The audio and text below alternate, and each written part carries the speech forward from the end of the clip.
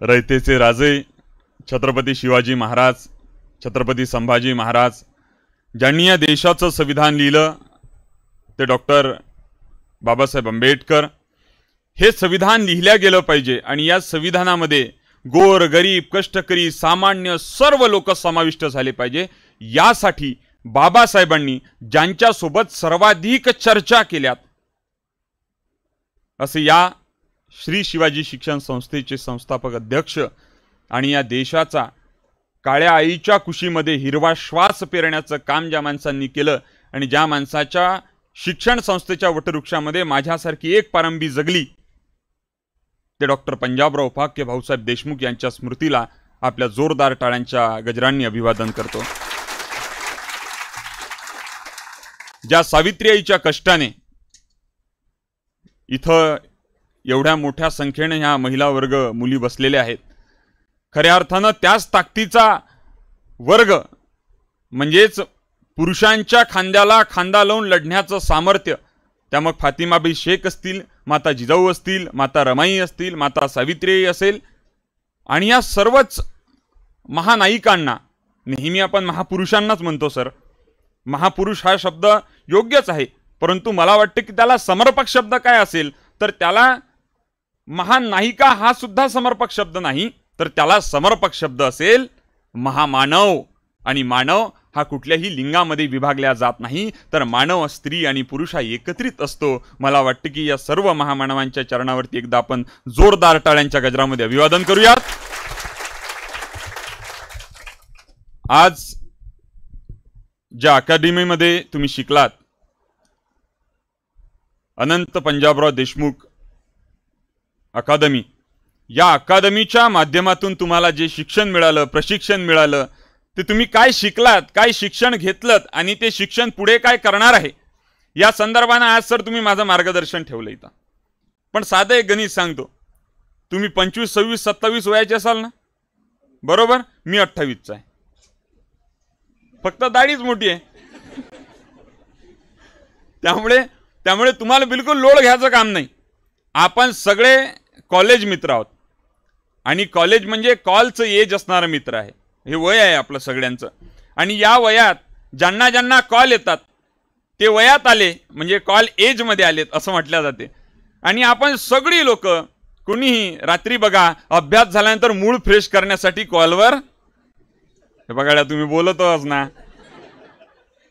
तुम्ही बोलले नाही तर मी संध्याकाळी 5 वाजेला पर्यंत बोलू शकतो. यांना आंघोळ करायसाठी पाणी आणूनच ठेवलं, मूड फ्रेश करायसाठी कॉलवर बोलतो की नाही आपण.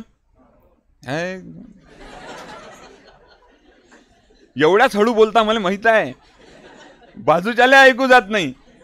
आणि बोलणं कसं असते, ती कोण असते, ही कोण असते, ती कोण असते. आता इकून तिकून सर मला आजपर्यंत समजला नाही हा म्हणजे ही भाषा कधी शोधल्या गेली, या भाषेचा शोध लागला कधी, म्हणजे फार मोठे प्रश्न आहेत. आणि खरोखर या नात्याची सुद्धा गंमत असते. आणि ज्या कॉल एजमध्ये तुम्ही आले आणि ज्या कॉल एजमध्ये अनेक लोकांना असं झालं असेल की ती गेली म्हणून तो आला, तो गेला म्हणून ती आली, तुझ्या नादात तो गेला, तिच्या नादात तो आला, असा पण सगळा हे असू शकतं. परंतु मला वाटतं की प्रेम ही अतिशय प्रांजळ नितळ भावना आहे आणि प्रेम ज्याला करता येतं मला वाटतं तोच खऱ्या अर्थाने या जगाच्या पाठीवर जगू शकतो, टिकू शकतो. परंतु प्रेमाची संकल्पना ही वासनेकडे जर जात असेल तर ते प्रेम असू शकत. प्रेम ही भावना आहे, प्रेम हे समजून घ्यावं लागतं. प्रेम हे दोन मनांचं, दोन विचारांचं ते फील करण्याची गोष्ट आहे. पण त्यामधून काय नवीन निर्माण होतं तर ते नवीन निर्माण करत असताना आपलं ध्येय कुठं थांबतंय का, आपण कुठं आपल्या कार्याला, आपल्या स्वप्नांना कुठं पूर्णविराम लागतोय का, तो पूर्ण होत नाही आहे का, हे सगळं पाहणं सुद्धा तितकंच गरजेचं. तुम्ही बोलत ना का, बीत मजबूत आहे की नाही, मीडियाला डोकं मारून जीव देईन बरं ती. पुढच्या वर्षी माझ्या फोटो तीच लावा लागन. तुम्ही बोला, कारण की काय साहित्यिक म्हणतो की मरने के बाद आदमी कुछ नहीं बोलता. मेलेली माणसं बोलताना पाहिली का तुम्ही? वा कलदार चिपकवतात का नाही, अबे आरामन दाबणं, असं केलं का कधी? नाही केलं. मरने के बाद आदमी कुछ नहीं बोलता, कुछ नहीं सोचता, कुछ नहीं सोचने या कुछ नहीं बोलने पर आदमी मर ही जाता है. विचार करणं आणि बोलणं हे काळाची गरज आहे. तुम्ही जर बोलले नाही तर जमणार का मग? आणि बोलणाऱ्याची बोंड खपतात, माहित आहे ना. न बोलणाऱ्याचं सोनंही खपत नाही, म्हणून मग बोलावं लागेल. आणि तुम्ही जोपर्यंत आता मी काही भाषण द्यायला आलो नाही, मग मी जर भाषण द्यायला बसलो तर मी बेधुंद अश्वाच्या पाठीवर स्वार होऊन मग आम्ही निघालो, आणि मग तुम्ही म्हणता हा कुठं निघाल, जा ना बा लवकर रे. तर आपल्याला ते होता कामा नये. आपला संवाद असला पाहिजे, डायलॉग असला पाहिजे. तरुणांमध्ये, तरुणींमध्ये, एकमेकांमध्ये संवाद असला पाहिजे, डायलॉग असला पाहिजे. आणि तो डायलॉग जर उभा झाला तर मग केरळ तयार होतं. केरळमध्ये जी पोरं तयार होतात ना सर, ते काही फक्त दर अर्ध्या घंट्यानं काय लेखान लयच अभ्यास झाला तर चाल चहा प्याले, चाल चहा प्याले असं नाही करत. ते तिथंही बसतात, तर तिथं सुद्धा त्यांच्या भिंतीवरती कुठं जर एखादा कॉलम असेल तर त्या कॉलमवरती काही फॉर्म्युला लिहिलेला असतो, काही ट्रिक्स लिहिलेल्या असतात, अनेक गोष्टी असतात. आणि म्हणजे चालतं. आत्ता मी बँगलोरला जाऊन आलो, 4-5 दिवसांच्या अगोदर मी बँगलोरला होतो. मी बँगलोरमध्ये काही तरुणांना भेटलो. मला म्हणजे सवय आहे नवीन युवकांशी भेटण्याची. काय, कारण की प्रत्येकदा हे तरुण अपडेट असतात, अपग्रेड असतात. म्हणजे एखादा शिक्षक हा PhD डॉक्टरेट झालेला असेल, पण त्याला ChatGPT कशी वापरायची हे माहिती नाही, पण ते तुम्हाला माहिती आहे. लिपस्टिक कशी बनते, मग ते सांगते की या झाडापासून असं असं बनते, काही काही किडे असतात ते त्याच्यापासून नाही बनते, सांगितलं जाते का नाही. मग ChatGPT कशी वापरायची, या तंत्रज्ञान काय आहे, किंवा ह्या सगळ्या गोष्टी आपल्या सगळ्या तरुण मंडळींना माहिती असते. म्हणून तरुणांसोबत सातत्यानं संवाद साधण्याचं काम आता प्राचार्य महल्ले सर आहेत. महल्ले सरांचं वय आज एक 40 वर्ष असेल सर, 45 वर्ष आहे. आपले इंगोले सर होते, दिलीप बाबू इंगोले सर, आज त्यांचं वय 75 वर्ष आहे. 75 वर्षात ऊर्जा बघितली त्यांची, काय ऊर्जा होती. आणि 75 वर्षाचा माणूस हा तुम्हाला विचारतोय, म्हणजे ज्या माणसाला कुणालाही उत्तर द्यायची गरज नाही, उत्तर देण्यासाठी बांधील नाही, कुठल्याही आर्थिक अडचणीत नाही, कुठलंही पद पाहिजे नाही, नोकरी पाहिजे नाही, पगार पाहिजे नाही, काहीच नाही पाहिजे. आणि तो माणूस आपल्यासारख्या सामान्य गोरगरीब कष्टकरी शिकणाऱ्या विद्यार्थ्यांना विचारतो की आमच्याकडून जर काही चूक झाली असेल तर ती चूक आम्हाला विनम्रता, नम्रता, म्हणजे याच्यातली नम्रता नाही बरं, ही कुठून आली त्यांच्यामध्ये. आणि ते आज त्या पदावर काय आहेत. आज ते प्राध्यापकांचे इंटरव्ह्यू घ्यायला गेलेत. वय काय? 75. रिटायर होण्याचं वय काय आहे? कोणी लवकर लागला तर 56लेच होते, कोणी 58ले होते, बरोबर.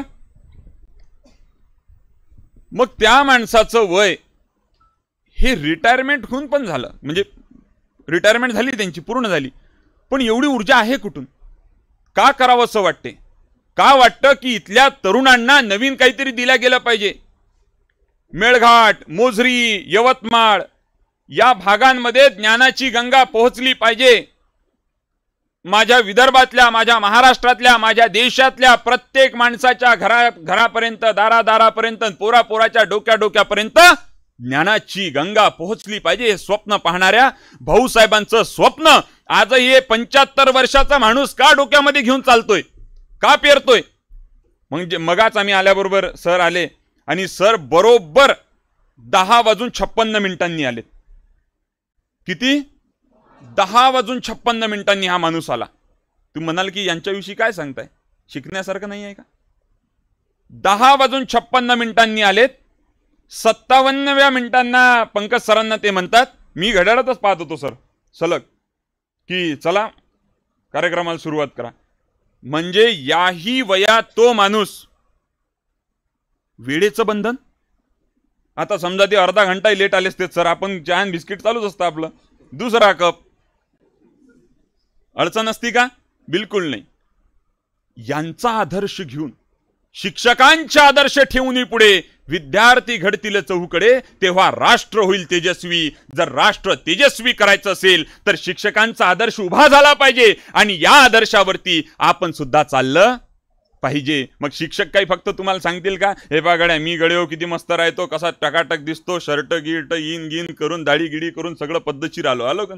आता सरांनी जे केलं, सरांनी जे बोललं, सरांनी जे शिकवलं ते तुम्ही शिकले, परंतु सरांची जी कृती आहे ती कृती सुद्धा आत्मसात केली पाहिजे. आचरण म्हणजे नेहमी आम्ही म्हणजे जेव्हा पालकांचे मेळावे असतात, सर मी पालकांच्या मेळाव्यामध्ये जातो आणि पालकांना नेहमीच सांगतो की तुम्ही काही फार पोरांना ज्ञान देत बसू नका. म्हणजे की अरे बाबू इथचा गिलास उचल तिथं ठेव, झाडून काढ, संस्कारी पोरगा आहे दिवा लाव, सांगू नका. ज्या वेळेला घरातला बाप हा तुळशीच्या वृंदावनामध्ये जाऊन दिवा लावेल ना, त्या दिवशी त्यांचा मुलगा सुद्धा त्यांच्या पाठीमागे जाईल. ज्या दिवशी तो घरातला बाप त्याच्या पत्नीचा आदर करेल, आईचे पाय चेपेल, बाबाची कंबर दाबून देईल, त्या दिवशी समजून घ्या की तुमचा मुलगा सुद्धा तेच करेल. आणि ज्या दिवशी तो बाप बायकोला मारेल, आई वडिलांसोबत नीट बोलणार नाही, तेव्हा तो मुलगाही तेच करेल. म्हणून आपण आपल्या समोर आदर्श काय आहेत आणि मी कुणासाठी आदर्श कसा बनवू शकतो. आता मी तुमच्या समोर आलो, भाषण देऊन राहिलो, मी सांगेल की तुम्ही स्पर्धा परीक्षा करणारे सगळे लोक, या सगळ्या लोकांनी जर आळस केला, तुम्ही सगळ्यांनी जर आळस केला तर तुम्ही कधीच यशस्वी होऊ शकणार नाही, हे मी इथून सांगेल. आणि मीच आळशी असलो तर जमणार का. काल रात्री सर 3 वाजता घरी पोहोचलो, 3 वाजता घरी पोहोचलो, 3:30 वाजता झोपलो, सकाळी 6:30ला उठलो. लेडी हार्डिंग नावाचा दवाखाना आहे आमच्या अकोल्यामध्ये, डिलिव्हरीचा पेशंट होता, ए पॉझिटिव्ह ब्लड पाहिजे होतं. खडकीतून पोरगा उचलला, त्याला नेलं, ब्लड द्यायला लावलं, त्याला घरी नेऊन सोडलं, घरी आलं, आंघोळ केलं आणि इकडे निघालो. तुमच्या इथं तुमच्या अमरावतीत 10:45 मी तुमच्या गेटवर होतो. मी हे तुम्हाला माझं कौतुक नाही सांगत आहे, मला हे सांगायचं आहे की जेवढेही लोक मी मोठी झालेली पाहिलीत, जेवढ्याही लोकांना मी पाहिलं, म्हणजे तुम्ही राजकीय क्षेत्रातली लोक पहा, जी चांगली उत्तम राजकीय लोक आहेत ती वेळेवरच येतात. डॉक्टर भाऊसाहेबांचा सभेचा वेळ कधीही चुकला नाही, तेव्हा काही व्हॉट्सअप नव्हतं. बाबासाहेबांचा वेळ कधीही चुकला नाही. म्हणजे तुम्ही आजही त्या लोकांना पाहिलं तर त्यांचा वेळ कधीच चुकला नाही. मग त्यांचा वेळ कधीच चुकला नाही, मग त्यांच्याकडून काय घ्यायचं. छत्रपती शिवाजी महाराज की जय मोहीम सांगितली होती, ज्या वेळेत मोहीम सांगितली त्या वेळेत मोहीम कंप्लीट झाली. रात्री अमावस्या आहे, अमावस्येच्या रात्री निघायचं आहे, चला तानाजी चला यसाजी बसा घोड्यावर. राहू द्या ना महाराज, लय झोपून राहिली राजा, रातचे 3 वाजले ना, आता नेता का. असं नाही केलं. मोहीम ठरली, वेळ ठरला, ठरलेल्या वेळेत काम केलं. तुम्ही आधी नियोजन करा आणि नियोजन केलेल्या वेळेत जर तुम्ही ते पूर्ण करत असाल तर तुम्हाला कुणीही थांबवू शकत नाही. ही उदाहरणं आहेत, अनेक उदाहरणे. मग शिकलो काय. या सगळ्यांकडनं असंख्य पुस्तकं वाचले, बाबासाहेब वाचले, शिवाजी महाराज वाचले, हे सगळे वाचले. मग शिकलं काय. शिकायचं काहीच नसते, शिकायचं असते ते आचरण. आचरणच नाही. आपल्या सगळ्यांचा सगळ्यात मोठा प्रॉब्लेम आहे की ज्ञान सगळ्यांकडे आहे, माहिती सगळ्यांना आहे. म्हणजे डॉक्टर लोक सिगरेट ओढतात सगळ्यात जास्त. आता डॉक्टरांनी सिगरेट ओढल्यानंतर सर आदर्श काय घ्यायचा. मेडिकल कॉलेजच्या मुलांच्या समोर मी जेव्हा गेलो, त्यांच्या समोर म्हणजे 99% असणारे पोरं, माझे 10वीचे आणि 12वीचे एकत्र गेले तर मेळ जमत नाही. मी 10वीत 60% वाला माणूस आहे आणि 12वीत 49% मला मार्क्स मिळालेले आहेत. 8व्या वर्गात स्टुडंट फोरम नावाचा अकोल्याला एक MPSCचा क्लास चालतो आणि मी सहजच किंवा 8व्या वर्गात आहे, हॉस्टेलला नंबर लागला होता. डॉक्टर बाबासाहेब आंबेडकर मागासवर्गीय मुलांचे शासकीय वसतिगृह इथं शिकणारा मी विद्यार्थी. या आधी या गव्हर्नमेंटच्या वसतिगृहामध्ये नंबर लागला आणि मग काय करायचं तर हॉस्टेलमध्येच असे स्पर्धा परीक्षावाले सर आले. अरे ज्यांना स्पर्धा परीक्षा करायची आहे त्यांनी चला. आपल्याला काही माहित नाही स्पर्धा परीक्षा काय, आपल्याला काय पैनन गिनन, झाडावर चढान, सूरपारंब्या खेळान, वावरात जाण, फांदीची भाजी आणान, करटुली आणा, अनमो झाडून आणा, हे आपले धंदे. आपल्याला कधीच हे माहित नाही. मग काय बा काहीतरी आहे, चला. तिथं शेगाव कचोरी होती. मी सर शेगाव कचोरी खायला स्टुडंट फोरम क्लासमध्ये गेलो. शेगाव कचेरीचा प्रोग्राम होता आणि सरांनी त्या दिवशी इतिहास सांगितला.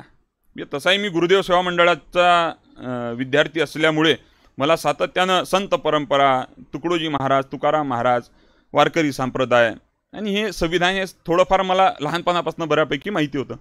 पण तिथं गेल्यानंतर मला लक्षात आलं की ॲमेझॉनचे खोरे, नाईल नदी हे सगळं ते सांगून राहिले. मी म्हटलं बाप रे बाप, म्हणजे नाईल नदी ॲमेझॉनच्या खोऱ्यातून आणि मग पुढे नद्या आणि डोंगरं आणि एवढे मोठे डोंगरं कसे काय निर्माण झाले. मी म्हटलं हा ना, हे तर खतरनाकच काम आहे बा.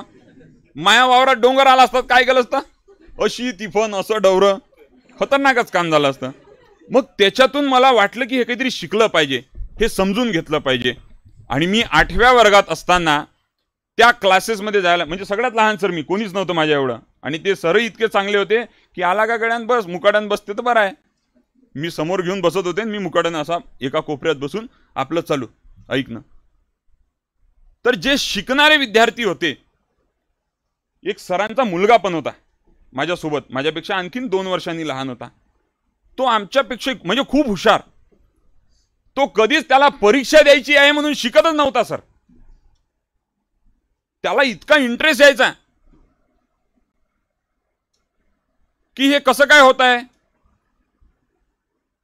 चहा कसा काय देशात आला, या देशाचे तुकडे कसे झाले, संस्थानिका निर्माण कसे झाले, मग कोणत्या संस्थानिकाचा कोणता राजा होता, त्याच्याकडनं जमिनी कशा घेतल्या, बुधान चळवळ कशी निर्माण झाली, या देशातल्या जमिनी काही विशिष्ट लोकांकडे होत्या, ते लोकांना वाटण्यासाठी कशा पद्धतीचं नियोजन केलं गेलं. आम्ही दोघच जण असे होतो सर त्या क्लासमध्ये की आम्हाला परीक्षा असते हे माहीतच नव्हतं. त्याच्यामुळे पूर्ण क्लासमध्ये आम्ही दोघं फक्त तिथं प्रेझेंट असायचो आणि बाकीचे सगळे विद्यार्थी हा प्रश्न येऊ शकते, हा प्रश्न येऊ शकते सुरू केलं की सरचे 15 मिनिटं तुमच्या डोक्यात घुसतच नाहीत, तुम्ही त्याच प्रश्नाच्या भोवती घुसता. बरोबर आहे की नाही. म्हणून शिकत असताना, म्हणजे मी आताही हे सांगतो की मगाही सरांनी सांगितलं की स्पर्धा परीक्षेची आता तुम्हाला 5 महिन्यानंतर 6 महिन्यानंतर तुमची एक्झाम असेलच असं नाही. 5-5, 6-6 वर्ष भरती निघतेच असं नाही. कठीण प्रसंग आहे. पण शिकायचं काय, शिकायचं कशासाठी, शिक्षण का घ्यायचं हे तुम्हाला ठरवावं लागेल. शिक्षण हे फक्त नोकरी मिळवण्यासाठी नाही, बिलकुलच नाही. शिक्षणातून माणूस समृद्ध होतो. तो माणूस घडला पाहिजे, माणूस समृद्ध झाला पाहिजे आणि येणारी आव्हानं माणसाला पेलता आली पाहिजे, यासाठी शिक्षण घ्यावं लागतं. आणि म्हणून आज इथं पंकज सरांनी मला विषय दिला, असे जगावे दुनियेमध्ये आव्हानाचे लावणी अत्तर, नजर रोकुनी नजरेमध्ये आयुष्याला द्यावे उत्तर. या आयुष्याला उत्तर देण्यासाठी आपण इथे उभे आहोत. काय आहे आपलं आयुष्य. आज ज्याने किती लोकांनी कोरोनाच्या वॅक्सिन्स घेतल्या, ठोके बरोबर चालू राहिलेत ना. मी एकही वॅक्सिन नाही घेतली सर. हा मी जेव्हा MPSCचे ते क्लास चालू होते, MPSC माहित नव्हतं काय आहे म्हणून, पण शिक्षण बघा काय मला काय देऊन गेलं शिक्षण. त्या क्लासमध्ये आम्ही बसलेलो होतो आणि पोलिओचा विषय निघाला आणि तेव्हा आमच्या राठोड सर होते. त्या राठोड सरांनी सांगितलं की कुठलीही लस किंवा कुठलीही वॅक्सिन ही डेव्हलप होत असताना कमीत कमी तिला 10 वर्ष लागतात. कारण की त्याच्या प्रयोग घेतल्या, त्याच्यावरती आपण ज्या उंदरावर प्रयोग करतो ना, म्हणजे संशोधन शास्त्रज्ञाचा जीव उंदराचा जाते, आपण जे म्हणतो ते ज्या उंदरावरती ज्या प्राण्यावरती आपण संशोधन करतो, ती लस डेव्हलप होण्यासाठी कमीत कमी 10 वर्ष लागतात. 10 वर्षाच्या आत लस डेव्हलप होत नाही, हे आमच्या सरांनी तेव्हा सांगितलं होतं. आणि जशी कोरोनाची लस आली, कोविशिल्ड, कोवॅक्सिन, आणि मी पूर्ण वेळ त्यात होतो, रेमडेसिवीर आणि ते सगळे लोकांना देत मला लक्षात आलं की 10 वर्षाच्या आत काही कुठली वॅक्सिन डेव्हलप होत नाही. आणि हे वॅक्सिन जर डेव्हलप झाली असेल तर पहिले विषाणू माहिती पाहिजे. म्हणजे आजही एड्सवरती वॅक्सिन बनली का सर? नाही बनली. का नाही बनली? कारण की त्याचा जो विषाणू आहे, तो विषाणू दर सेकंदाला, दर मिनिटाला तो काय करतो, स्वतःचा फॉर्म चेंज करतो. तो ज्या फॉर्म मध्ये, म्हणजे या फॉर्म मध्ये असेल तो आत्ता असा, मग असा, मग असा, असा होतो ना तो, उदाहरणार्थ समजून घेण्यासाठी. मग ज्या ज्या विषाणूचा फॉर्म माहिती नाही, तो विषाणू काय आहे हे माहिती नाही, त्याच्यावरती पॅरासिटामॉल खाल्ल्या, रेमडेसिविरचे इंजेक्शन घेतले, नको नको ते टॅबलेट्स गोळ्या, आणि डालभर कमी नव्हतं, डालभर खाल्लं, याचं टोपलं. तुम्ही पाहिलं असेल कोरोनाच्या काळामध्ये तुम्ही घराच्या बाहेर तर निघून नशीन दिलं, आणि तुम्ही सगळ्यात चुकी लोक होते. तुमच्या भागात कोरोना फार कमी असेल, नव्हताच समजा. आपण खेड्यातले लोक एकदम ओके कार्यक्रम आहे आपला. हे शहरातलेच कनेक्टिंग इंडिया विना तिकीट. मला सांगायचं काही लक्षात घ्या की मला 8व्या वर्गात असताना हे समजलं होतं की कुठलीही लस ही 10 वर्षाच्या आत डेव्हलप होत नाही. मला त्याचा फायदा कोविडच्या काळामध्ये पडला आणि मला लक्षात आलं की कुठलीच वॅक्सिन 10 वर्षाच्या पहिले डेव्हलप होत नाही, म्हणून ही डेव्हलप झालेली वॅक्सिन नाही, म्हणून ही वॅक्सिन घ्यायची नाही. मी वॅक्सिन घेतली नाही, मला काहीच त्रास. मी रोज 10 किलोमीटर धावतो, मला कुठलाच त्रास नाही. माझ्यासोबतच्या मित्रांना पाठीचा त्रास सुरू झाला, श्वासाचा त्रास सुरू झाला, हृदयाचा त्रास सुरू झाला. कित्येक, आता माझा राज नंदागौडी नावाचा माझा क्लासमेट आहे, महिन्याभरापूर्वी जिम मारता मारता पॅरालिसिस, हार्ट अटॅक. किती वाढले सर? म्हणजे मी रोज त्या क्षेत्रामध्ये काम करतो, शेती क्षेत्रामध्ये काम करतो, गावामध्ये जातो. आज शेतकऱ्यांना पाठीवरती फवाऱ्याचा पंप घेतलं तर 3रा पंप मारू शकून नाही राहिला शेतकरी सर. इतकी वाईट परिस्थिती आहे. फर्टिलायझर्स, औषधं असतील तो भाग वेगळा निराळा आहे. पण इतकं या कोविड नंतर काय झालं? कोविडने तर बऱ्याच गोष्टी जागेवरती आणल्या. म्हणून मला सांगायचं आहे तुम्हाला की आपल्याला जे शिकायचं आहे ते या क्लासरूममध्ये बसून, तुम्ही जिथं असाल, जे काही नवीन गोष्ट येते ती तुम्हाला भविष्यात काम करते. मला काही MPSC द्यायची होती का? बिलकुल नाही. म्हणजे MPSC देत असतात हे पण मला माहिती नाही. 8व्या वर्ग झाला आणि 9व्या वर्गाला मी NCCच्या कॅम्पला निघून गेलो. तेव्हा प्रतिभाताई पाटील राष्ट्रपती होत्या आणि मग MPSCचा माझा संबंध तिथून तुटला. 8व्या वर्गात असताना तुम्ही क्लास आणि MPSC तुम्हालाही माहीत नव्हतं, तसं मलाही माहीत नव्हतं. मग ह्या सगळ्या गोष्टी करत करत शिक्षण मला मिळालं, समजलं, आणि मग इतिहासाकडे पाहण्याचा दृष्टिकोन बदलला. बोस्टन टी पार्टी काय होती? इंग्रजांचं आणि अमेरिकेचं काय आतमधलं कनेक्शन्स होतं? रशिया, युक्रेन, आता आपण पाहतो तेव्हा काय होतं? चायनानी काय डेव्हलपमेंट केलेली होती? जापान, याला उगवत्या सूर्याचा देश का म्हटलं जातं? तिथं काय काय आहे? तिथं भूकंप कसे येतात? भूकंप कशात मोजतात? कोणत्या स्केलनं मोजतात? दप्तरातल्या स्केलनं मोजता येत? तर हे जे काही तुम्हाला शिकायला मिळालं, आणि आज जे काही चेंजेस होतात, जे तुमच्या आयुष्यात तुम्ही जाता, पुढे जाता, घडत राहता, तेव्हा तुम्हाला बोलण्याची तर संधी मिळते, तेव्हा तुम्ही ते मांडू शकता. तुमच्या आयुष्यामध्ये ते कामी येतं. आणि मग हे करत असताना आपल्या सगळ्यांना एक महत्त्वाची गोष्ट उभी राहते की याच्यातून यश मिळालं का? आता मी MPSCत नाही लागलो, मला यश मिळालं का? मग MPSC मध्ये तुम्ही अभ्यास केल्यानंतर लागलेच पाहिजे. याला यश जर तुम्ही म्हणत असाल तर मी म्हणतो की हे कुठंतरी, म्हणजे काही अंशी ते योग्यच आहेत, लागलंच पाहिजे. अभ्यास केला तुम्ही, लागलेच पाहिजे. परंतु तुमचा अभ्यास, मी नाही लागलो, पण माझ्या गावातल्या शाळेमध्ये शिकणाऱ्या गोरगरीब कष्टकरी पोरांना, वयाच्या म्हणजे जे की 4थी 5वी 6वीत पोरं असतील त्या पोरांना मी शिकवायला सुरुवात करेल. 10वा वर्ग झाल्याबरोबर पोरं निर्णय घेतील की मी MPSC करेल, UPSC करेल, मी दिल्लीला जे काही करायचं असेल. हे जे तुमच्याकडे येईल, म्हणजे मगा सर जे म्हणत होते की नैतिकता विसरत चाललोय आपण. भाऊसाहेब काय शिकले? व्यावसायिक शिक्षण घेतलं, वकिलीचं, वकिली केली, घराचं कर्ज फेडलं, अनेक गोष्टी स्थिर केल्या, माणसानं वकिली सोडली, पुढे वकिली नाही केली. व्यावसायिक शिक्षण करणारा माणूस पुढे या देशासाठी मतदार यादी कशी तयार होईल यासाठी काम करत होता. मग जे या सरांनी यांनी सगळ्यांनी सूचना विचारल्यात ना, या सूचनाचं मूळ जर तुम्हाला कुठं शोधायचं असेल तर या देशाची पहिली सार्वत्रिक निवडणुकीच्या अगोदर मतदार यादी कशी तयार झाली याच्याकडे पण आपल्याला लक्ष द्यावं लागेल. कशी झाली मतदार यादी तयार? डॉक्टर बाबासाहेब आंबेडकरांनी आम्हाला मताचा अधिकार दिला, खतम कार्यक्रम. पण मत देण्याचं वय कसं ठरलं? मग वय ठरलं तर सगळ्या लोकांना तुमचं वय किती आहे हे माहिती होतं का? बिलकुलच नाही. मग एखादा सोम्या असला तर सोम्याला काय रे बा तुझे किती वय आहे?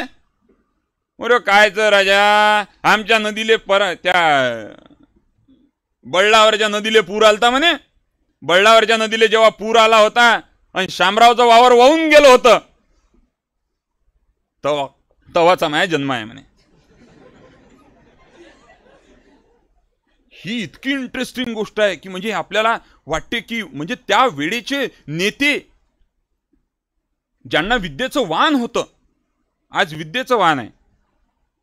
एक नाही पाहिलं ना तुम्ही, जेवण चांगले बुक्की मारते राजकीय नेते पाहून राहिले ना तुम्ही. हे कुणी पाठवलेत? आपण पाठवले. मी येणार आहे राजकारणाकडे तुम्हाला घेऊन. तुम्ही जर राजकारण सोडत असाल तर चांगल्या लोकांनी राजकारणात आलं पाहिजे म्हणतो ना आपण त्याच्याकडे जाऊयात.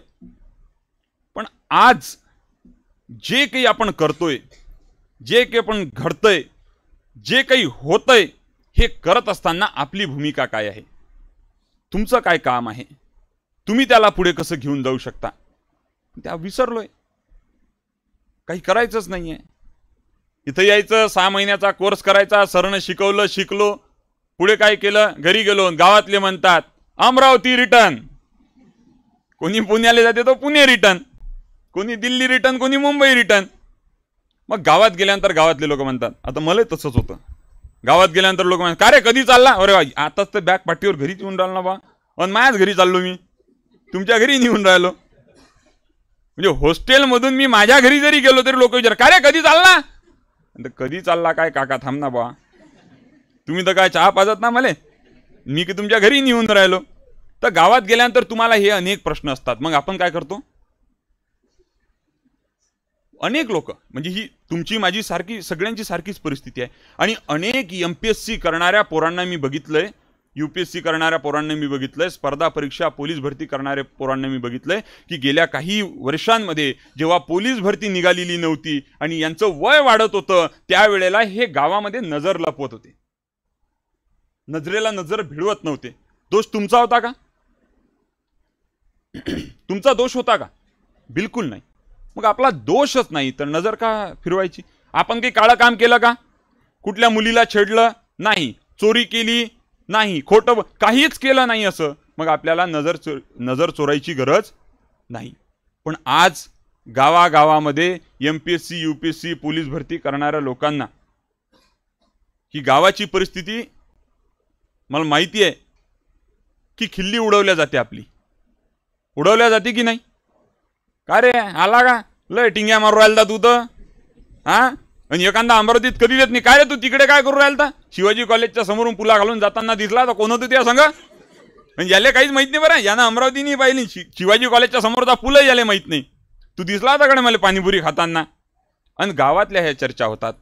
या चर्चेनं आपण आपल्या ध्येयापासून बाजूला येतो. या मुलींचं तर इतकं झाली ना पोरगी 19ची, आता किती दिवस ठेवता, करून टाका ना लग्न.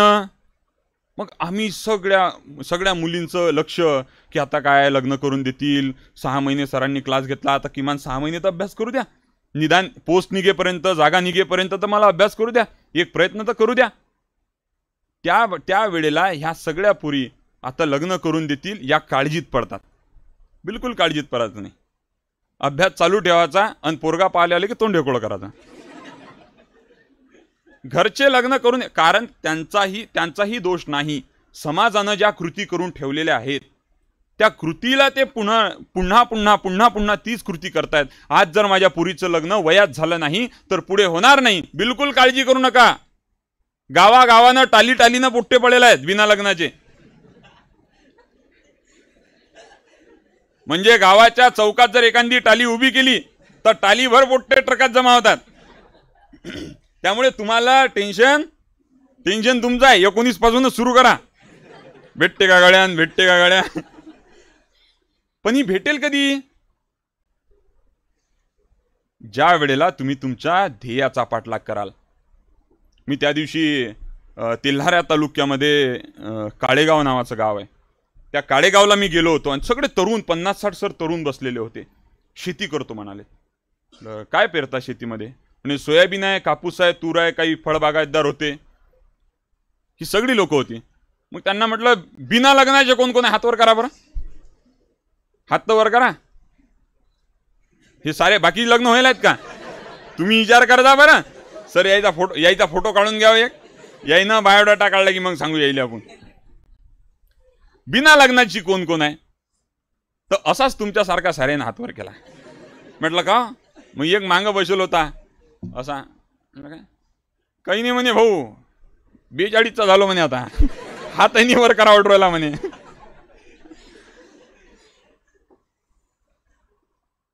मी त्यांना विचारलं की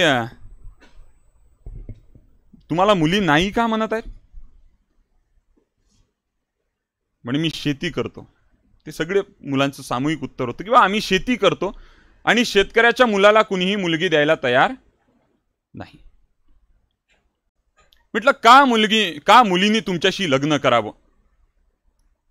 मुलींनी कधीतरी मुलांना प्रश्न विचारला पाहिजे की का मी तुझ्याशी लग्न केलं पाहिजे. बघा, मी हे जे काही सांगतोय ना, ही तुमची लढाई आहे. का लग्न केलं पाहिजे? त्यांना उत्तर येत नव्हतं. म्हटलं साधा प्रश्न आहे. मी माझ्या भाचीला विचारलं होतं. माझी भाची आहे गौरी सरोदे. दादा कुठं गेले? बाहेर गेले. गौरी सरोदे नावाची माझी भाची आहे. नाही पाणी नाही पाहिजे नाही तर आंघोळच होते आता. गौरी सरोदे नावाची माझी भाची आहे आणि तिला मी विचारलं होतं की म्हटलं गौरी थोडासा अभ्यास कर म्हटलं आणि मला सांग की शेतकऱ्यांच्या पोरांसोबत शेतकऱ्यांच्याच पोरी किंवा इतर मुली लग्न का करत नाही. गौरीने महिनाभरानंतर मला उत्तर दिलं आणि गौरीने सांगितलं, मामा गावातल्या तरुणांना जाऊन तुम्ही विचारा म्हणे पहिला प्रश्न की तुमच्या शेतामध्ये जे धान्य निर्माण होतं किंवा जे पीक येतं ते पीक येण्यासाठी तुम्ही किती कष्ट करता. किती कष्ट करता? करत ना का? करता कष्ट. शेतीशी निगडीत आहे तुम्ही सगळे. प्रचंड कष्ट करतात, घाम गाळतात, रक्त ओकतात, वेळ प्रसंगी रात्रीचं शेतामध्ये म्हणजे झोपायला जातात, रखवाली करतात, गुरं ढोरं जनावरं रोयटी बिबट्या हरणं तडसं जे काही येत असतील याच्यासोबत पण संघर्ष करतात. झाडावर माकड बसलेलं असेल तर खालून दगड भिरकवून मारतात, सोबत कुत्र्याला घेऊन जातात. हे सगळे पोरं एवढी सगळी कष्ट करतात, हे सगळं करतात, तरी पण या पोरांसोबत कुणी लग्न का करत नाही. म्हटलं हा एवढं कष्ट म्हणजे पोरगा जर निठल्ला असेल, काही काम करत नसेल, निष्क्रिय असेल तर पोरींनी लग्न करू नये. पण एवढं काम करणारा पोरगा आहे तरी सुद्धा या शेतकऱ्याच्या पोराशी कुणीही लग्न करायला का तयार नाही. तुम्ही त्या पोरांना प्रश्न विचारला की काय रे गड्या, सोयाबीन चांगलं झालं, तयार झालं, सोयाबीनचा भाव ठरला 4,892 रुपये हमी भाव आणि खरेदी व्हायला लागली 2,500, 2,600, 2,700, 3,000 रुपयानं. 4,892 रुपये हमी भाव दिलेला असताना तू 3,000 रुपयानं सोयाबीन कसा काय विकून राहिला. या बॉटलचा भाव ठरलेला आहे 10 रुपये. किती रुपये? 10 रुपये. हे बॉटल तुम्हाला 5 रुपयात देईन का कोणी? ज्याला मागितली तो बॉटल फेकून मारीन. बरोबर. मग साधा प्रश्न पडला की हे शेतकऱ्याची पोरं एवढी सगळी मेहनत घेतात, कष्ट करतात, सगळं करतात, पण जेव्हा त्याच्या पिकाचा भाव घ्यायचा असतो, घामाचा दाम घ्यायचा असतो, तेव्हाही आपल्या पिकासाठी आपल्या भावासाठी भांडत लढत नाहीत. क्रमांक 1. क्रमांक 2, यांच्या शेतीवरती आता कोणीतरी कॉन्ट्रॅक्टर येईल, ही शेती हस्तगत करेल. 3 कृषी कायदे आलेच होते, त्या कायद्यांमधून शेती सुद्धा तुमची जाणार होती. तेव्हा सुद्धा शेतकऱ्यांच्या पोरांनी विरोध केला.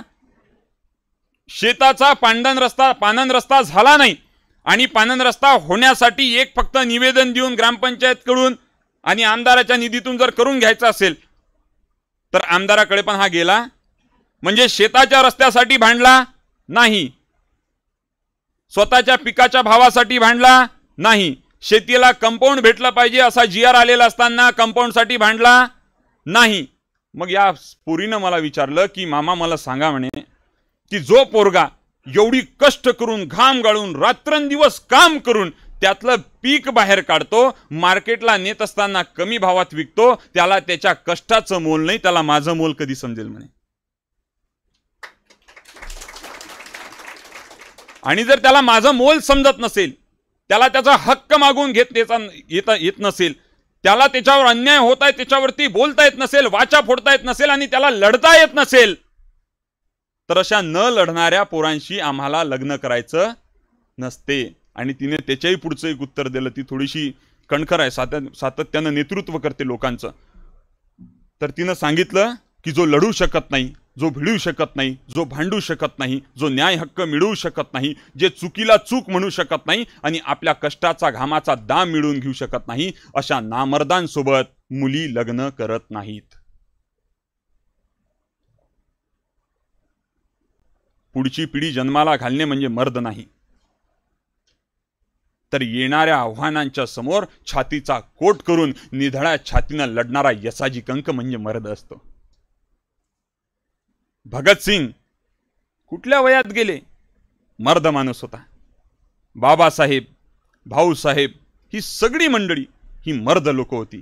मग मला तुम्हाला हेच सांगायचं आहे. पहिले गाणं होतं, मैं मर्द टांगेवाला, मैं मर्द टांगेवाला, दुश्मन क्या मारेगा मेरा दोस्त ऊपर वाला. आता म्हणते मैं बीड़ी पीने वाला, मैं गुटखा खाने वाला, ऊपर वाला क्या मारेगा मेरे को, मैं खुद ही मरने वाला. असा कार्यक्रम व्हायला.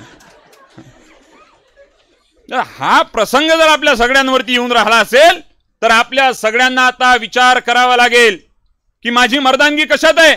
माझी जागा, माझ्यासाठी जागा निघत नाहीत, पोलीस भरतीच्या जागा निघत नाही. अशा वेळेला तुम्ही सगळ्या विद्यार्थ्यांनी, 600 विद्यार्थी, आता काय जितके तुम्ही विद्यार्थी आहात, या सगळ्या विद्यार्थ्यांनी शांततेच्या मार्गानं, गांधीच्या मार्गानं, संविधानाच्या मार्गानं तुम्ही सगळ्यांनी, कलेक्टर ऑफिस असेल, एखादा चौक असेल, भाऊसाहेबांचा पुतळा असेल, तिथं धरणे आंदोलन करत रात्रंदिवस अभ्यास करत बसला पाहिजे. न्याय मागावा लागेल ना. जागाच नाही, किती अभ्यास. गावातल्या मध्ये अभ्यास जागाच तर नाही निघून राहिला, कायले अभ्यास करून राहिला, फालतू बुड्याचे पैसे जाऊन राहिला, आहे की नाही. तुम्हाला पुरेल का काही जागा निघत नाही बाई, मुकी राय आता चालिये घरी, टाकली अटपून पुट्टी. हे खतरनाक आहे.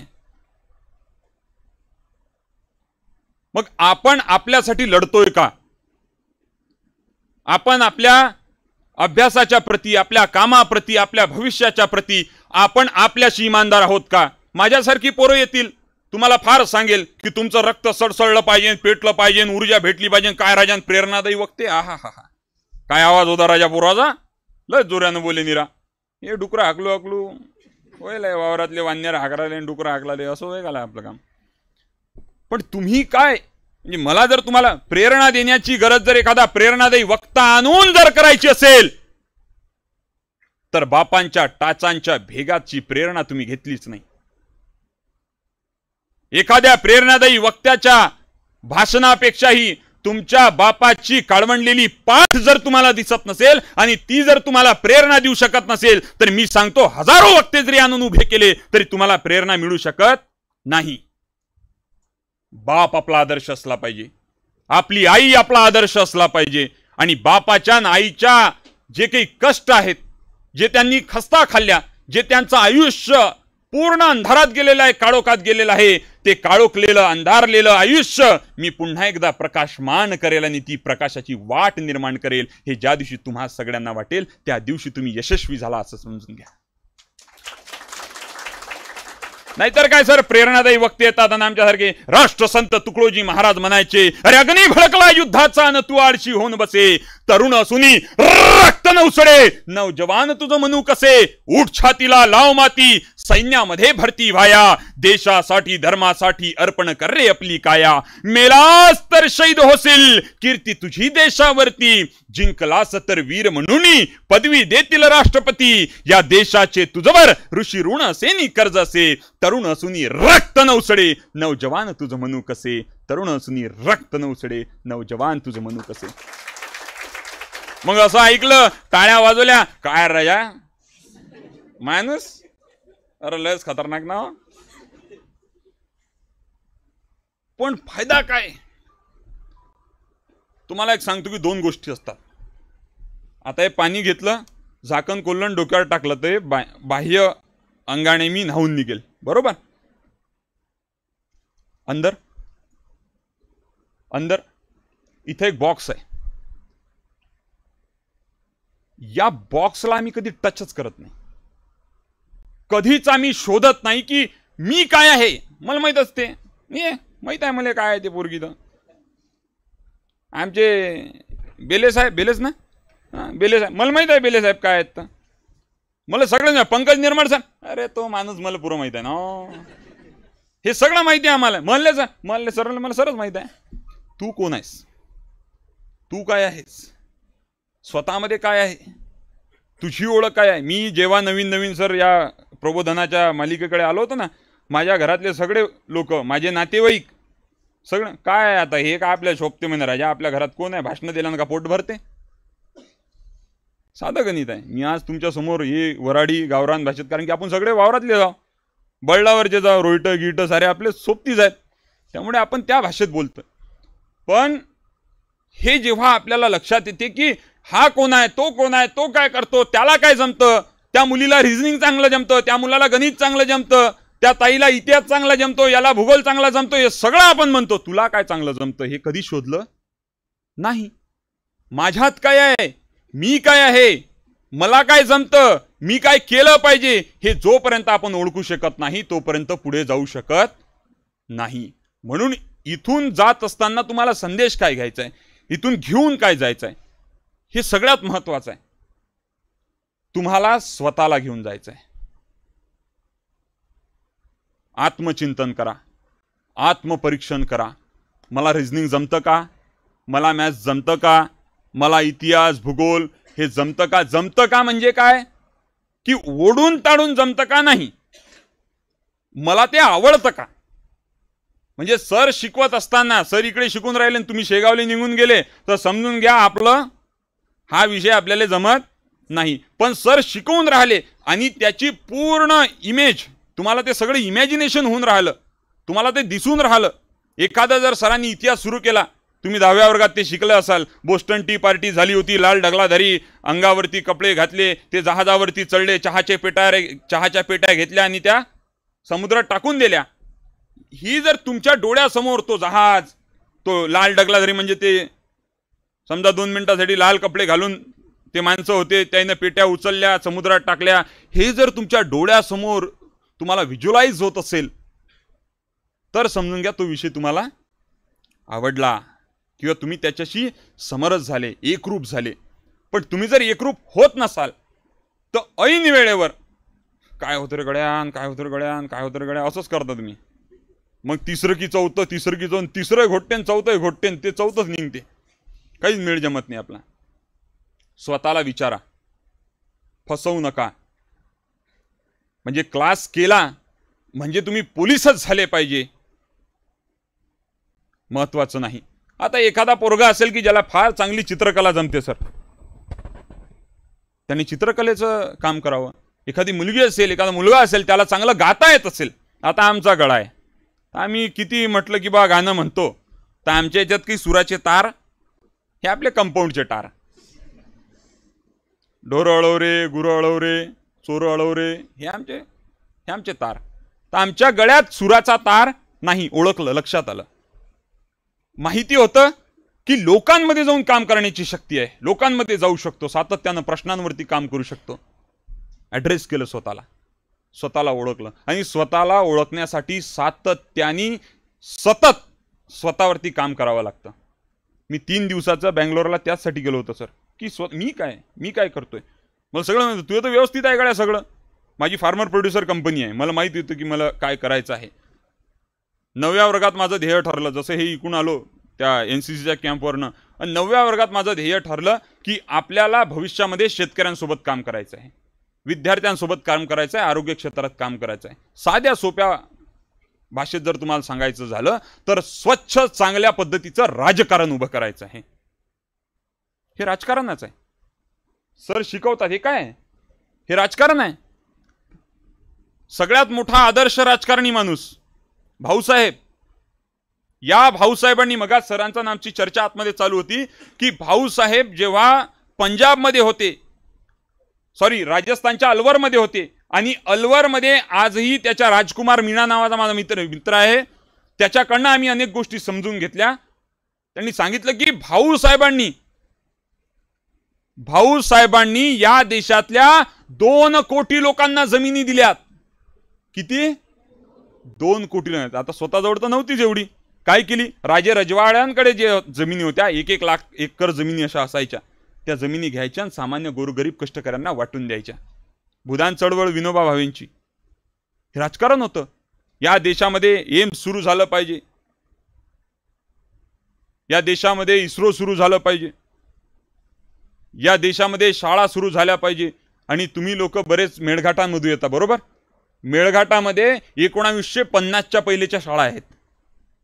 आज ज्या गावांची लोकसंख्या ही 200-300 असेल, मोजरी नावाचं गाव आहे, तिथून पंचपोल पॉइंट की कोणता तरी पॉइंट दिसतो एक आहे ना, मोजरी. त्या मोजरी गावामध्ये 1942 ची शाळा आहे सर. काय राजकारण असेल? त्या गावातला मतदार हा केंद्रस्थानी होता का, की त्यांच्या पोरांची शिक्षण केंद्रस्थानी होती?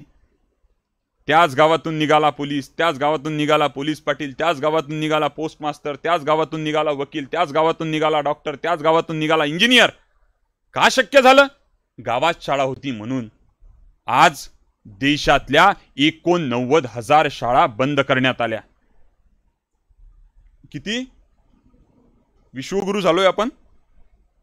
मग जे चुकीचं होतंय त्याला चूक म्हणण्याची ताकद आपलं शिक्षण जर देत नसेल, चुकीच्या गोष्टीला चूक म्हणण्याची ताकद आपलं शिक्षण देत नसेल, तर ते शिक्षण तकलादू आणि फालतू आहे. मला फार ज्ञान आहे, पण लढण्याची ताकद नाही, शून्य. मग तुम्ही शिक्षण घेतलं कोणतं? तुमची नैतिकता कोणची? तुमची जबाबदारी कोणती? आपली कर्तव्य काय? ही कर्तव्य जर आपल्या लक्षात आली नाही, तर मला वाटतं की आणखीन आपल्याला थोडंसं आत्मचिंतन करणे गरजेचं आहे. तुम्ही पुस्तक कोणतं वाचता? तुम्हाला जो सिलेबस दिलेला आहे तेच वाचणं आपलं सुद्धा सुरू आहे. किती लोकांनी भगतसिंगांची जेल डायरी वाचली? किती लोकांनी वाचली? म्हणजे भगतसिंगांचा म्हणजे प्रसंग मी नेहमी सांगतो, मला प्रश्न पडतो सर, की भगतसिंगांना जेव्हा फासावरती जायचं होतं आणि तो तिथला जेलर आला, ते काय म्हणतात त्याला, तो शिपाई आला आणि तो भगतसिंगांना म्हणतो की चला आता फाशीची वेळ झाली. भगतसिंग काय करत होते तेव्हा? क्या बात आहे, एकदा जोरदार टाळ्या झाल्या पाहिजे. काय करत होते? पुस्तक वाचत होते. भगतसिंगांना माहिती नव्हतं का की त्याला फाशी आहे म्हणून? कोणती परीक्षा द्यायला चालला होता? किंवा असं काही होतं का की बा फासावर लटकायच्या पहिले प्रश्न विचारण्यात या पुस्तकातला? काहीच नव्हतं. भगतसिंग लेनिनचं पुस्तक वाचत होते आणि भगतसिंगांनी दिलेलं उत्तर होतं त्या शिपायाला, थोडासा थांब, 2 क्रांतिकारक एकमेकांना भेटत आहेत. काय होतं हे? म्हणजे आम्ही पुस्तक फक्त परीक्षेपुरतं वाचतो का? भगतसिंगांना कोणची परीक्षा द्यायची होती का? माहिती होतं की हे वाक्य संपल्यानंतर इकडे पूर्णविराम आणि तिकडे श्वासांना पूर्णविराम आहे, तरी सुद्धा भगतसिंग का वाचत? चिंतन करा, तुम्ही चिंतन करा. या माणसांना काय गरज होती? शिवाजी महाराज कोण होते? त्यांचे वडील म्हणजे एखादी जहागिरी घेऊन मस्त पुणे, सुपे, चाकण, परगणा, इंदापूर याची जहागिरी शहाजीराजांकडे होती. शिवाजी महाराजांनी मस्त काय बापाची प्रॉपर्टी आहे, बापच तर आमदार आहे, आपल्याला काय करावं लागते? असं नाही केलं. स्वतःचा विचार, स्वतःचं राज्य, स्वतःचं स्वराज या माणसांनी उभं केलं. उभं करताना लोक उभी केली आणि लोक उभी अशी नाही झाली, आज्ञेवरती लोक उभी नाही झाली, विचारांवरती लोक उभी झाली. महाराजांनी सातत्यानं स्वराज्याचा विचार लोकांमध्ये पेरला. विचार पेरण्यासाठी म्हणजे नेहमी आपण म्हणतो की स्वराज्य हे काही फक्त म्हणण्यावरती, शिवाजी महाराजांच्या म्हणण्यावरती उभं झालं नाही, तर शिवाजी महाराजांचं स्वराज्य हे घोळांच्या टापांनी, ढगांच्या गळगळाटांनी, शाहिरांच्या डफांनी निर्माण केलेलं आहे. शाहीर लोक होते, शाहिरांनी प्रबोधन केलं, ते स्वराज्य घडलं. आमचा स्वराज काय आहे, मला काय करायचं आहे. आणि म्हणून भाऊसाहेब असतील, बाबासाहेब असतील, या देशाची पहिली मतदार यादी तयार करत असताना त्यांनी तुमच्यासारख्या सगळ्या लोकांची मतं घेतली. एक सांगत होता नदीले पूर आलता त्या वर्षी माझा जन्म झाला, एक सांगत होता की ज्या वर्षी आमच्या मंदिर बांधणं चालू होतं त्या वर्षी माझा जन्म झाला होता. कुणी सांगत होतं की मी तो पूर पाहण्यासाठी माझ्या आजोबांचं बोट पकडून गेलो होतो. मग बोट पकडून गेला होता म्हणजे कमीत कमी 5-6 वर्षाचा असेल. म्हणजे वेगवेगळ्या क्लुप्त्या आल्या, लोकांनी सुचवलं आणि लोकांच्या पत्रांची उत्तरं व्यवस्थेनं दिली. बी.एन. राव नावाचा अधिकारी होता, बरोबर सर? बी.एन. राव नावाच्या अधिकाऱ्यानं या देशातली पहिली मतदार यादी तयार केली. पंडित जवाहरलाल नेहरूंना त्यांनी प्रश्न विचारला, पत्र लिहिलं 2 ओळीचं. त्यांनी सांगितलं की पुरुषांची मतदार यादी तयार आहे, महिलांची मतदार यादी तयार आहे, पण यामध्ये जे तृतीयपंथी आहेत यांचं काय करायचं. विचार बघा काय प्रगल्भ असेल. नेहरूंनी बी.एन. रावांना लिहिलेलं 2 ओळीचं परत उत्तर आहे. नेहरू म्हणतात की तृतीयपंथी स्वतंत्र भारताच्या मतदार यादीतले पहिले मतदार असतील. कोणाला सोडलं नाही, सगळ्यांना. शिवाजी महाराजांचा विचार देशाच्या मतदार यादीत दिसतो, कारण की महाराजांनी 1664 मध्ये पुरंदराच्या किल्ल्यावरती एक वाक्य लिहिलं होतं. वाक्य लिहिलं ना, सांगितलं होतं, मग ते नंतर सभासदकारांच्या बखरीमध्ये लिहिल्या गेलं. सर्वास पोटास लावणे आहे. कोणाला? सर्वांना. असं म्हटलं का? मराठे कोण काटरेगळ्या बाजूले? असं नाही केलं. सर्वास पोटास लावणे, सर्वांना पोटाला लावणे असं सांगितलं. ते मतदार यादीत दिसलं. पुढे ट्रायबल्सचे अधिकार असतील त्याच्यासाठी दिसलं. जल जंगल जमीनच्या माध्यमातून पुढे दिसलं. म्हणजे अनेक गोष्टी तुम्हाला दिसायला येतील आणि तुम्ही ज्या वेळेला ह्या सगळ्या गोष्टी पाहाल तुम्हाला दिसतील आणि तुम्ही आयुष्यात ते उतरवाल आणि ते जगाल आणि लोकांच्या समोर आदर्श निर्माण कराल. आदर्श म्हणजे काही फार मोठं काम करावं लागत नाही आदर्श होण्यासाठी. म्हणजे आयुष्यभर तुम्ही निर्व्यसनी राहिलात तरी तुम्ही आदर्श आहे. भरपूरदा काय म्हणतात की त्या पोरानं काही कमावं की नाही कमावं गड्या, दारूच्या बाटलीला हात नाही लावला पोरानं. आणि तुम्हाला लिहून देतो पोरो, इथून 5-6 वर्षानं पोरीवाले चांगले पोरं शोधत येतील, 100% शोधत येतील. पैसा असेल, नोकरी असेल, पण पुण्याले काय करते माहित नाही. हे सगळं असेल पण चांगला मुलगा भेटणार नाही. आणि म्हणून आपल्या सगळ्यांना फक्त चांगला माणूस होणं गरजेचे आहे. आणि एकदा आपण माणूस झालो की ध्येय प्राप्त होते, 100% ध्येय प्राप्त होते. पण ध्येय प्राप्त करत असताना पहिले स्वतःला ओळखा. 2च गोष्टी इथून घेऊन जा. पहिलं, आपल्या स्वतःच्या शरीरावरती प्रेम करा. दुसरं, मी जे काही ज्ञान घेतोय ते मी आवड म्हणून घेतोय, माझ्यासाठी घेतोय. परीक्षेसाठी परीक्षार्थी बनू नका. गुणपत्रिकेवरचे गुण तुमची गुणवत्ता दाखवते असं मी म्हणतच नाही. ते काय फुगून फुगून मोठे केलेले आकडे असतात. आता 99% पोरगा आहे भाऊ आणि 7व्या वर्गातल्या आबाचं प्रश्नाचं उत्तर देऊ शकत नाही. तुम्ही काही जुनी लोक पाहिली असतील बा, तेव्हा काय शिक्षण नव्हतं, एवढं काही नव्हतं असं सगळं म्हणतो आपण. पण 7व्या वर्ग शिकलेल्या आबाच्या प्रश्नाचं उत्तर आजही आपल्याला येते का? नाही येत. मग काय होतं? काय शिकलेत ते शिक्षण जे घेतलं त्यांनी ते शिक्षण समाजाभिमुख शिक्षण होतं. आवड होती शिक्षण घेण्याची आणि म्हणून ते पुढे घडले. मला असं वाटते की तुम्ही सगळ्या लोकांनी, अनेक आव्हानं तुमच्या समोर येतील, मोठमोठी पहाडं येतील. कुणाला नोकरी लागेल, कुणाला नोकरी लागणार नाही, कोणी यशस्वी होईल, कोणी यशस्वी होणार नाही. यशस्वी होणं आणि अयशस्वी होणं याच्या व्याख्या तुम्ही तुमच्या करा. लोकांनी तुम्हाला म्हणावं की तू यशस्वी झाला याच्यात समाधान नाही. स्वतःला तुम्ही सांगा की मी यशस्वी झालो. कोणतं क्षेत्र असो, शेती करा, उत्तम आहे, शेती वाईट नाही आहे. ऑर्गॅनिक शेती, तुमच्याकडच्या शेतीला प्रचंड डिमांड आहे. तुमच्याकडचा हरभरा जर डायरेक्ट नागपूरवरून एक्सपोर्ट केला दुबईला तर कमीत कमी 15,000 रुपये क्विंटलचा भाव भेटते. आमचा आपातापा दर्यापूर म्हैसांग रोड जो आहे सर, त्याचा हा संपूर्ण जगाच्या पाठीवर सर्वाधिक महाग विकल्या जाते. पण काय प्रॉब्लेम? आम्हाला हे माहीतच नाही की आमच्या इथं पिकतं काय ते विकतं काय. आपल्याला जे पिकतं ते विकता आलं पाहिजे. शेती करणं वाईट नाही आणि कुठलंही काम करणं वाईट नाही, चुकीचं नाही. इमाने इदबारेन इमानदारीनं ते तुम्हाला करता आलं पाहिजे. स्वतःतले गुण ओळखा. नाहीतर बा आपण काय मी पोलीस भरती मारतो आणि छाती भरत नाही आणि इकडे वर्षभर राहतो, तर असं करू नका. मला धावता येत नाही किंवा धावण्याची सराव नाही किंवा मी ते करू शकत नाही, वेगळा प्रयत्न करा. फसवू नका. जगाला अभ्यास करतो असं दाखवणे आणि अभ्यास करणे याच्यात फरक आहे. तुम्ही काही क्षणासाठी जर तुम्ही दुसऱ्यांना फसवत असाल ना, हे बा पंकज सर बसलेला नाही सरच्या समोर अभ्यास करावाच लागते. अभ्यास काय वाचू राहिला गड्या, काही समजून नाही राहिलं.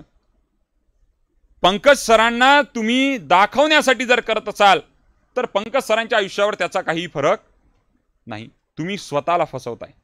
स्वतःला फसवू नका. आणि जी लोक स्वतःला फसवत नाहीत ती लोक यशस्वी होतात. ही वाक्य लिहून ठेवा वाटलं तर.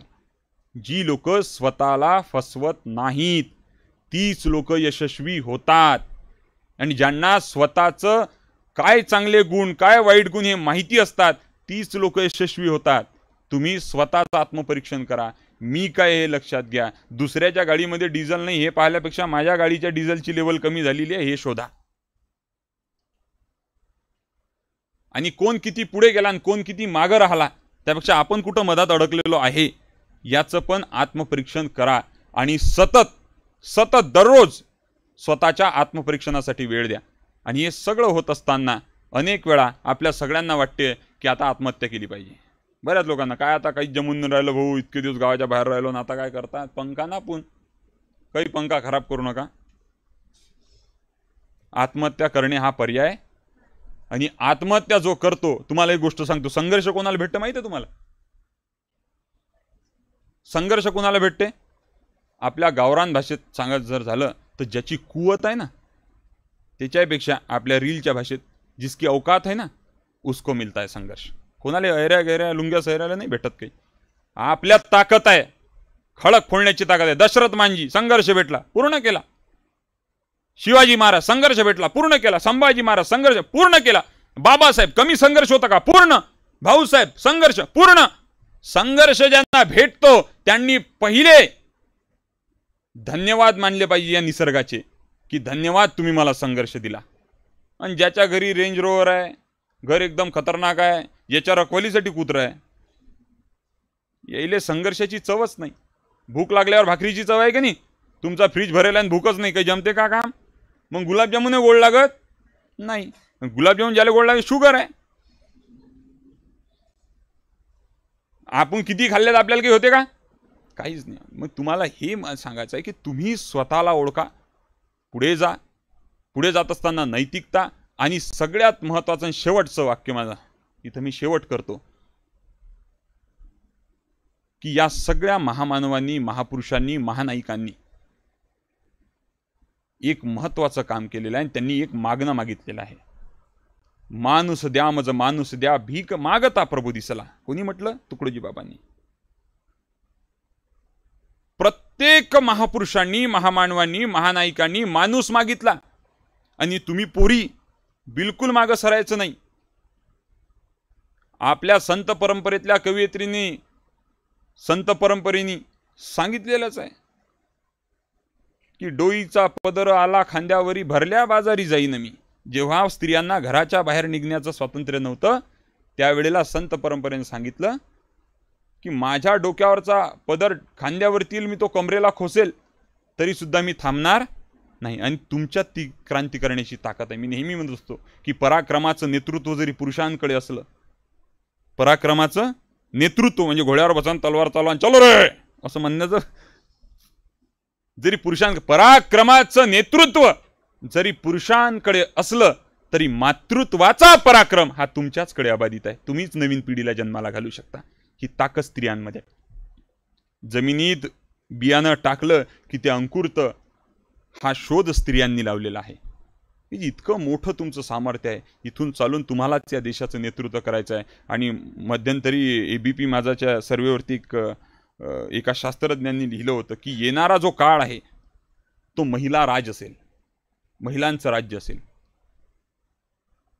वाईट नका वाटून घेऊ. आणि महिलेंचं राज्य आलंच पाहिजे. आणि ज्या ज्या घरात आईचं राज्य असते ते घर मांगल्यानं पवित्र झालेलं असते. बाप घराचं अस्तित्व असते, बाप घराचं अस्तित्व असते. आई घराचं मांगल्य असते. ते मांगल्य प्रत्येक घरात यावं, तुमचं आयुष्य समृद्ध व्हावं. विजयी होणं काय आहे, विजयी झाल्यावरती काय केलं पाहिजे, आणि मी नागरिक म्हणून माझी कर्तव्य जबाबदारी काय आहे, हे ज्या दिवशी तुम्ही माणूस म्हणून घडाल त्या दिवशी मला असं वाटतं की खऱ्या अर्थानं तुम्ही यशस्वी झाले. एवढंच बोलतो. मला इथं बोलण्याची संधी दिली, बोलावलं, बोलू दिलं, पण तुम्ही ऐकलं म्हणजे फारच आता टेन्शन काम झालेलं आहे सर. हा हे जे आला नाही यंत्र, हे यंत्र तुमच्याजवळ आहे ना? कोणाजवळ नाही? नाही, मी देतो माया. सगळ्याजवळ आहे ना?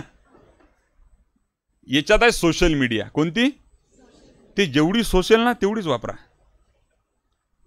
हे तुम्ही जोपर्यंत वापरता तोपर्यंत ठीक आहे, पण यानं तुम्हाला वापरायला सुरुवात केली की काम किती रील पाहतो, पुरा गुंडायला जातो. वट सावित्रीच्या दिवशी तर अर्धे नवरे याच्यातच गुंडायला होते. आपल्याकडे जे आहे हे साधन आपण वापरण्यासाठी आहे. साधनांनी आपल्याला वापरू नाही. साधनं हे साध्य करण्यासाठी असतात. पण आज ही जर तुम्हाला वापरत असेल तर आज वेळेतच सावध व्हा. शिवाजी महाराजांनी सातत्यानं सावध होणे शिकवलं. सावध राहा, अतिशय सावध व्हा. हे यंत्र अटेन्शन स्पॅम आपला फक्त 8.6 सेकंदावरती आलेला आहे.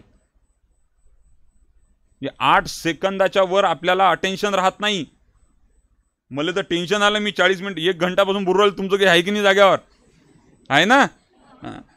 तर तुमचा अटेन्शन स्पॅम 8 सेकंदावरती आलेला आहे. तो जर तुम्हाला वापस जाग्यावरती आणायचा असेल तर तुमची पुस्तकं, अवांतर पुस्तकं, वाचनालय, लायब्ररी आहे, सगळी व्यवस्था आहे, मार्गदर्शक आहे. आता 6 महिन्याचं तुमचं प्रशिक्षण पूर्ण झालं म्हणजे गड्या आपला कार्यक्रम जमला. डिग्री भेटली, मार्कशीट भेटली, चला घरी. असं करू नका. मला तर एक आनंद झाला सर. प्रायव्हेट क्लासेस घेतल्यानंतर तुमची 6 महिन्याची फीज होती, 6 महिने भरले. आता चलो घर पे, इकडे यायचं, वळून पाहू नका. पण तुम्ही सगळ्या लोकांनी सांगितलं की तुम्हाला जेव्हा जेव्हाही आमची गरज पडेल तेव्हा तेव्हा तुम्ही सातत्यानं इथं या आणि आमच्याकडून घेऊन जा. गुरूंनी दान द्यायला सुरुवात केल्यानंतर आपण सगळ्यांनी ते दान घेतलं पाहिजे. आणि जो विद्यार्थी सतत शिक्षकांजवळ येत राहतो, सतत शिक्षकांजवळ येत राहतो, तो कधीच मागं राहत नाही. आणि एक गोष्ट मी तुम्हाला सांगतो की शिक्षकांचं बोट धरून चालू नका. शिक्षकांचं बोट धरून चालू नका. कारण की संकट जर समोरून आलं तर तुम्ही शिक्षकांचं बोट सोडाल आणि पडून जासाल. शिक्षकांच्या हातात तुमचा हात द्या. संकट जर समोरून आलं तर शिक्षक तुम्हाला पहिले पाठीशी घालेल, संकटांचा सामना करण्यासाठी तुम्हाला तयार करेल. शिक्षकांच्या हातात हात देण्याचं काम तुम्ही करा. तुम्ही कधीच आयुष्यात मागे राहणार नाही. एवढं मी इथं बोलतो. मला बोलण्याची संधी दिली. बोलण्याची नको एवढी कौतुके, थांबणे ही अघोरी कला यार हो. ते थांबण्याचं कौशल्य पण माणसात असलं पाहिजे. काय राजा किती बोलता, जीव देता की नाही? तर ते या पाण्यात काय करायचं मग आता? तर आपण सगळ्यांनी ऐकून घेतलं त्याबद्दल धन्यवाद. आत्मचिंतन, आत्मपरीक्षण, सातत्य ठेवा. सातत्य. एखादा थेंब पडतो खडकावरती तर तो एवढा मोठा खडक फोडतो, कारण की त्या थेंबाचं सातत्य आहे. एखादं बियाणं पाहिलं असेल तुम्ही तर दगडातून बाहेर निघते. काय किती मऊ असते ते. तुम्ही त्याला नख लावलं तर ते मूळ तुटून जाईल, पण दगडाला म्हणजे त्याला विभागून तो बाहेर निघतो. म्हणजे गंमत नाही आहे, कठीण गोष्ट आहे. तुम्ही सुद्धा ते करावं. तुमचा सुद्धा आयुष्याचा खडतर प्रवास आहे. आता अनेक अडचणी वाढतील. फक्त याच्यात राहू नका. आणि सगळ्यात महत्त्वाचं सांगतो की जसं तहसीलदार असतो तालुक्याचा, तसाच आमदार असतो तालुक्याला. जसा जिल्हाधिकारी असतो जिल्ह्याला, तसाच खासदार असतो जिल्ह्याला. तुमची प्रशासनातली आणि राजकीय व्यवस्थेतली ही पदं जवळपास सारखी आहेत. एकीकडे तुमच्याकडे ग्रामसेवक आहे तर दुसरीकडे सरपंच आहे. बरोबर आहे की नाही? तर तुम्ही लोकांनी या सगळ्या प्रक्रियेमध्ये पुढे जात असताना ज्यांना ज्यांना राजकीय प्रवास सुरू करता येत असेल त्यांनी राजकीय भूमिका घ्यायला सुरुवात करा, खोक्यावाली नाही. राजकारणामध्ये चांगल्या लोकांची गरज आहे. चांगली लोक शिवाजी जन्मावा बाजूच्या घरात असं करू नका. ज्यांना राजकारण वाटतं त्यांनी राजकारण करा. आणि जो म्हणतो की राजकारणाला पैसा लागते, याची उत्तर मी देतो. 4 निवडणुका 0 रुपयात जिंकलेला माणूस आम्ही. 1 रुपया लागलेला नाही आहे मला. आता माझी जिल्हा परिषदची निवडणूक आहे आणि माझ्यासाठी पैसे लोकच गोळा करतायत. निवडणुकीचा फॉर्म्युला आहे, दूध प्यान मत द्या. दारू पाजणार नाही, पैसे देणार, मटण, धाबा. राजकारणाला पैसा लागतोच, नैतिकता लागेल, विचार लागेल. यायला कुठं पैसे लागले? पण तुम्हाला ते धाडस करावं लागेल. हा झालो पराभूत, पाहून घेऊ काय होते. तर मला तर आता म्हणे जिल्हा परिषदले पडता राजा म्हणे तू म्हण कहू ना दुधानं कुठे जमते का दूध पिऊन. पण राजकीय प्रवास सुरू करा. तुमची धोरण, तुमच्या जागा काऊन नाही निघून राहिल्या? राजकारणात कोण बसलेला आहे? त्यांना तुमच्याशी घेणं आहे का? त्यांना तुमची प्रश्न कोणी असो सत्तेत, आताचं मागचं पुढचं कुठचंही, तिथं बसणारी लोक. आता तर तिथं गुंडेगिरी सुरू झाली. पाहून राहिले ना तुम्ही रोज, इसनी इसको मारा, उसनी उसको भरा. हेच चालू आहे. अरे कायले पाठवली तुम्हाला? तर ते भांडणच करायचे होते, गावागाड्यात करायला पाहिजे होते. खतरनाक परिस्थिती आहे. राजकीय प्रवास ज्यांना सुरू करायचा आहे त्यांनी राजकीय प्रवास सुरू करा. ज्यांना सामाजिक प्रवास सुरू करायचा आहे त्यांनी सामाजिक प्रवास सुरू करा. ज्यांना जो प्रवास सुरू करायचा आहे त्यांनी तो प्रवास सुरू करावा. पण नैतिकता कुठंही ढासाळता कामा नये. माणूस पण जपून हे काम करावं एवढी विनंती आपल्या सगळ्यांच्या समोर करतो. आणि इथं मला बोलण्याची संधी दिली त्याबद्दल तिसऱ्यांदा धन्यवाद व्यक्त करतो. आणि इथं थांबताना माझ्या आवडीच्या 4 ओळी म्हणून आपल्या सगळ्यांची रजा घेतो. सर, तुमचं नावच निर्मळ आहे. एवढे निर्मळ सर, आदरणीय महल्ले सर आणि ही सगळी मंडळी. आता सर तुम्ही गणित खूप छान शिकवता. गणित आहे ना तुमचं?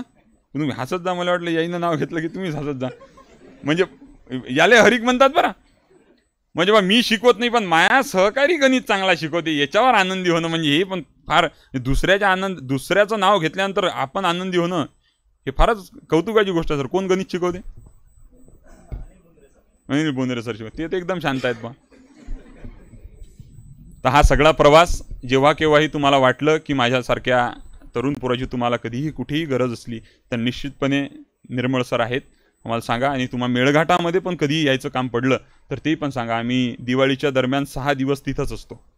आमची दिवाळी घरी नसते, आम्ही तिथंच असतो, तिथंच दिवाळी करतो आणि तिथूनच हा पूर्ण प्रसंग पुढे नेतो. आणि म्हणून आपल्या सगळ्यांचे आभार, धन्यवाद.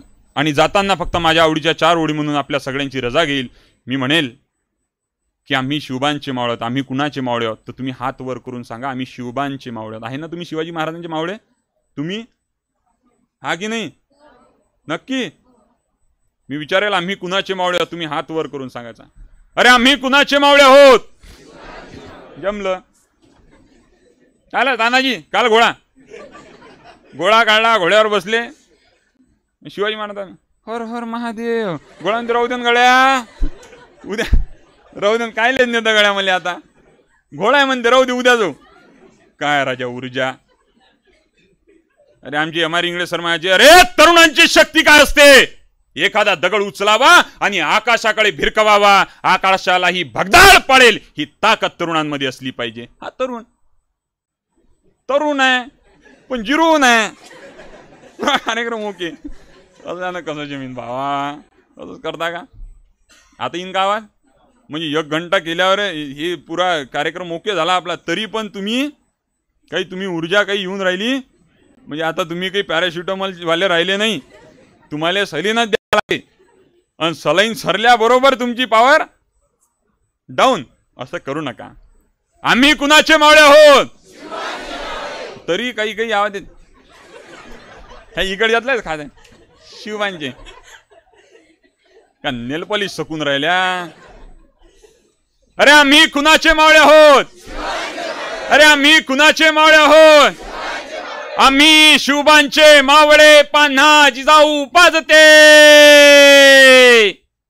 धमन्यातल्या रक्तामधून अजूनही तुतारी वाजते.